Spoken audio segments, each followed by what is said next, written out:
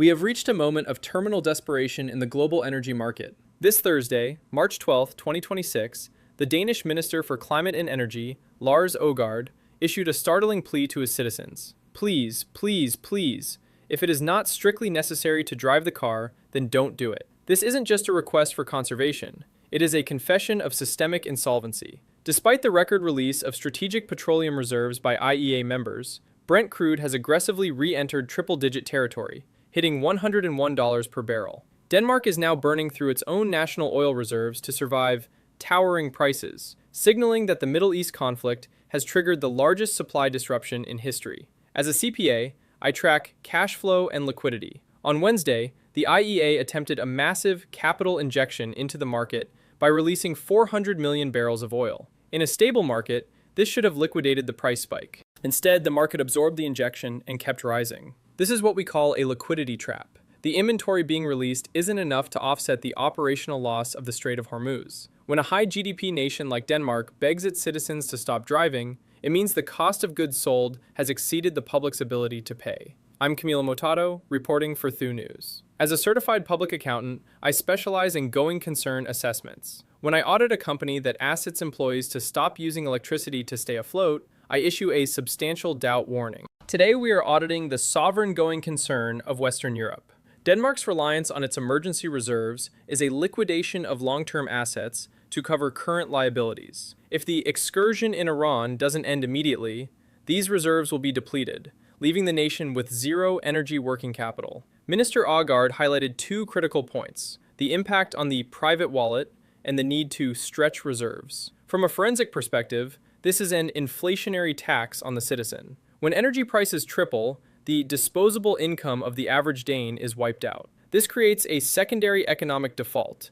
As people stop driving and consuming, the retail and service sectors collapse. Denmark is trying to prevent a bank run on energy, but by pleading with the public, they may have inadvertently triggered a panic hedge, where citizens hoard what little fuel is left. There is a massive accounting discrepancy in the global narrative today. While President Trump told supporters in Kentucky that the war is very complete, the International Energy Agency is issuing a material risk warning. They have officially categorized this conflict as the largest supply disruption in the history of the global oil market, surpassing the 1973 oil embargo and the 1979 Iranian Revolution. As a CPA, I audit the source of truth. When the project manager, the White House, says the job is done, but the regulator, the IEA, says the supply chain is experiencing its greatest failure in a century, the auditor must side with the data. The $101 Brent price is the market's way of voting against Trump's narrative. Denmark's energy minister isn't begging because of a minor excursion.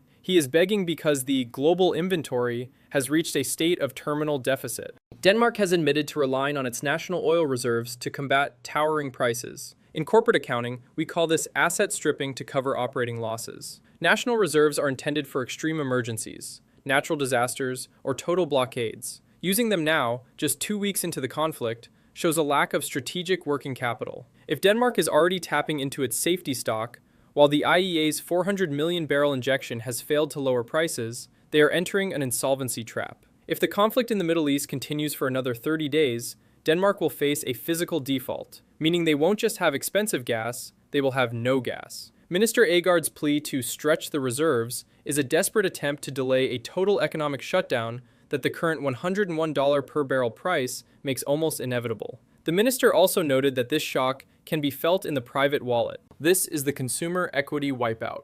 When a sovereign nation can no longer subsidize or stabilize energy costs, the burden shifts entirely to the household ledger. As a professional, I look at the velocity of money. As Danes stop driving and stop spending on energy, the entire domestic economy slows down. This creates a secondary audit risk, a massive drop in tax revenue for the Danish government just when they need funds to manage the energy crisis. It is a death spiral of fiscal and energy insolvency. The please, please, please is not just for the drivers, it's a prayer for the survival of the Danish national budget. The final audit of March 12, 2026 shows a world in strategic default.